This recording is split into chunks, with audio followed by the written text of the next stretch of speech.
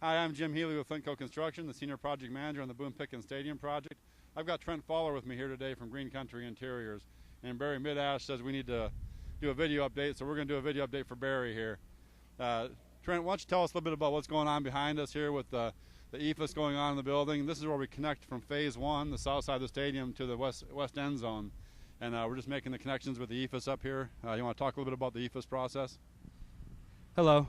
This is our system that you see on the other parts of the building that are brown. We put a dense glass down on metal stud framing with some foam.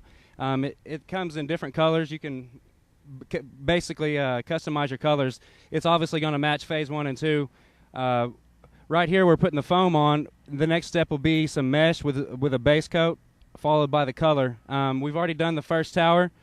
We are in the process of finishing up the foam here, and probably in 2 days, at least by Thursday, we should be finished with the final stages of this EIFS.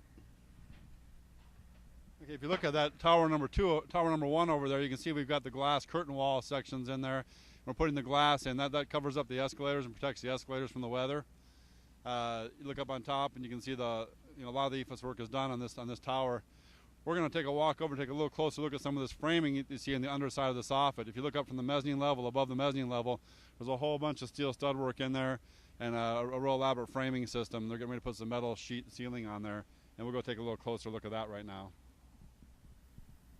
This area is going to be opened up for this coming football season in September. So we've got a lot of work to do out here. We're getting our site work drawings put together right now, and we're going to start grading this area out and putting a parking lot in here. So when you show up for the games this year in September, we should have a parking lot out here, and this whole area is going to be opened up and ready for business. Well, if you look up, you can see the building's been topped out with structural steel. Our partners, WW Steel, have done a great job of getting this building erected in a timely fashion. We've got our topping out tree finally taken down. People were asking me why our Christmas tree was still up. It wasn't a Christmas tree, it was a topping out tree. And we usually don't take those down until we get there with the structure. We're getting ready to cover it up, and that's the point we're getting to right now. You can see the drain lines have been run from the ceiling, a lot of the fireproofing on the columns.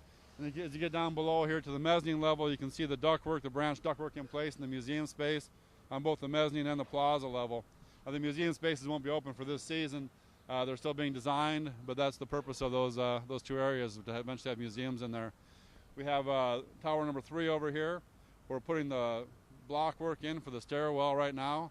Once that block work gets a certain ways up, they're going to start in the ground. They've got the scaffolding set already in the ground to start the block work on the outside of the tower and start jacking it up. You can see the main ventilation shaft for the building in there. The heating and cooling system goes up right through that tower number 3.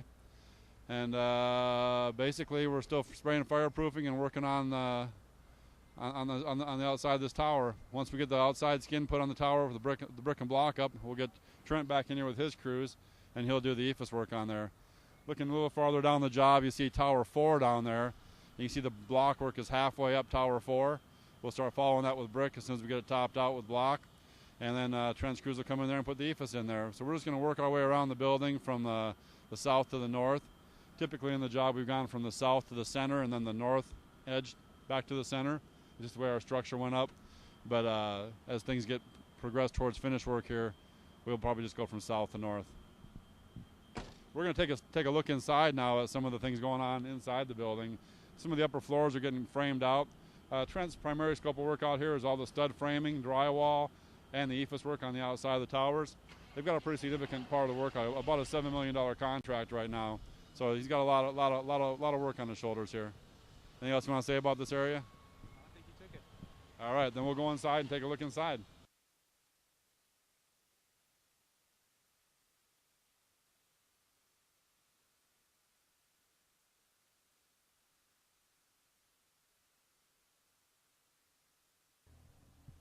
We're up here on the arena connection level right now, which is the 3rd floor of the building.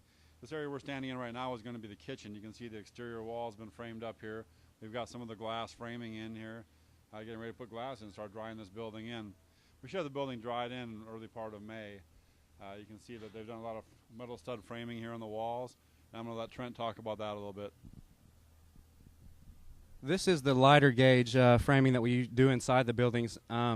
We just started this area. We should be finished probably in the next couple of weeks. Then we must wait on the building to be dried in, which should be shortly after May, to begin our drywall and all of our finishes.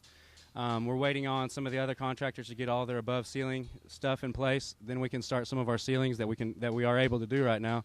But for the most part, this is what our interior framing looks like. It's a 20 gauge stud. It's a lot lighter gauge than the exterior, but it's still a good stud. This is it, pretty much it. So this area we're looking at is the kitchen, and then if you go further down on this floor, it's really kind of an open space. They're going to put some AV equipment in there, maybe some meeting rooms and production rooms for audio video, but there's still some discussion about that. If you go to the floor above us, that's where the team table is going to be, where they're going to feed all the athletes. So they'll prepare the food down here, take it up a dumbwaiter to the restaurant right above us, and serve all the student athletes at OSU from there. We're going to go up now and take a little closer look at some of the EIFS work that's going on the interior bowl of the stadium. If we go up one level here to the coaches level or the lower club level, where all the coaches' offices are and the team restaurant is, or team table as they call it, we'll be able to get a real close-up view of some of that EIFS work going in up there and talk about that a little bit. Okay, we've come to the sunny side of the building now. We're on the east side of the stadium, the bowl side of the stadium, where they're putting a lot of EIFS up right now. And I'm going to let Trent talk to you a little bit about some of the work that's going on here. We can get a close-up view of the EIFS. You can see exactly what this system looks like. This is our EIFS. EIFS stands for Exterior Insulation Finish System. And if you see here, we've got a 5/8 layer of DENS glass with a mesh behind it and a 2-inch layer of foam. The reason this product is so widely used is because of its flexibility. Unlike plaster, EIFS won't crack near as much or spider web anywhere out. It's a really great product. It has an R value to add to the building. And it finishes out nice. There's many different textures you can get. We're using Sahara on this project.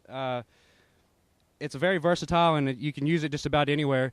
If you notice, we've finished some of this stuff back here. We're waiting on some other work to take place ahead of us so we can finish the bottom layers out.